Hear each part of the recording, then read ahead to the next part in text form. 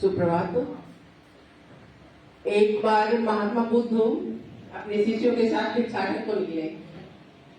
तो भिक्षाटन के दौरान गुजरते गुजरते वो एक ऐसे गांव से गुजरे जहां पे उनको पूरा गांव घूमते रह गए, हर आदमी के दरवाजे पे गए, उनको एक भी घर से थोड़ा सा भी भिक्षा नहीं मिला। जहां भी जाते थे उनकी बेइज्जती होती थी और लोग उनको भगा देते थे। तो ये देख के उनका शिष्य जो है बहुत दुखी हो गया और धीरे धीरे नगर उस गांव का सारा लोग का जब लास्ट घर हो गया, वो दूसरे गांव में जाने की तैयारी कर रहे थे। तो महात्मा बुद्ध ने कहा, हे ईश्वर, मैं आपसे प्रार्थना करता हूँ कि ये गांव आबाद हो जाए, यहाँ सुख और समृद्धि की बरसात हो, सारे लोग बहुत सुखी हो जाए और ये गांव पूरी तरीके से आबाद हो जाए। तो उनके शिष्य को थोड़ा सा अटपटा लगा। फिर वो दूसरे गांव गए। जब वो दूसरे गांव गए तो वहां पे भिक्षा देने वालों की भीड़ लग गई। हर गांव के हर लोग उनको बुला के, गुरु जी मेरे घर चलिए, हमको अपने आतिथ्य स्वीकार करने का मौका दीजिए, आप मेरा आतिथ्य स्वीकार कीजिए, आप मेरा आतिथ्य स्वीकार कीजिए।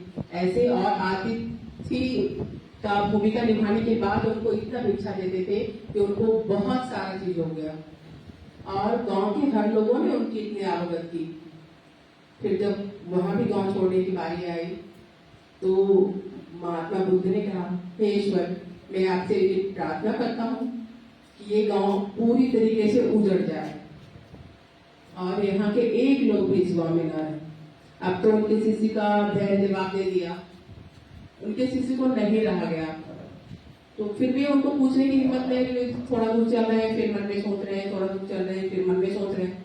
तो बुद्ध ने कहा कि आप बताइए क्या बात है, आप इतनी तरह बहुत देर से आप शांत हैं और आपके मन में कुछ चल रहा है। बोला, नहीं भगवान, कुछ नहीं चल रहा। बोला, नहीं कोई बात तो है, क्या कुछ नहीं बोल रहे हैं? बोले, भगवान, मेरे समझ में ये नहीं आया कि जिस गांव के लोगों ने हमारी इतनी बेइज्जती की, भिक्षा का एक दाना भी उस गांव से नहीं मिला, उस गांव के लिए आपने भगवान से प्रार्थना किया कि भगवान ये गांव आबाद हो जाए, यहाँ के लोग हर तरह के संसाधन से सुखी और संपन्न हो जाए। और जिस गांव के लोग हमारे लिए पूरी तत्परता से आवागत में लगे रहे, आपने उनके लिए प्रार्थना किया कि ये गांव पूरी तरीके से उजड़ जाए, बर्बाद हो जाए, यहाँ के एक एक लोग इस गांव से बिखर जाए। तो बुद्ध हंसने लगे और बोले कि तुम मेरे बात का तात्पर्य नहीं समझ सके। मैंने ईश्वर से इसलिए प्रार्थना की कि वो गांव के लोग ऐसे हैं कि जहां भी अगर जाएंगे तो वहां समाज में अपना छाप छोड़ेंगे और अपनी गुरुजी लोगों तक फैलाएंगे। तो ऐसे लोगों के लिए मैंने ईश्वर से कामना किया कि आप जहां हैं आप वहीं तक सिमटे रहें, आपको दूसरी जगह जाने की जरूरत नहीं है, ताकि आप अपनी बुराई दूसरों तक ना फैलाएं। और दूसरे गांव के लोग इतने अच्छे हैं कि वो अतिथि को अपना देवता मानते, तो वो जहां भी जाएंगे अपनी अच्छाई को फैलाएंगे।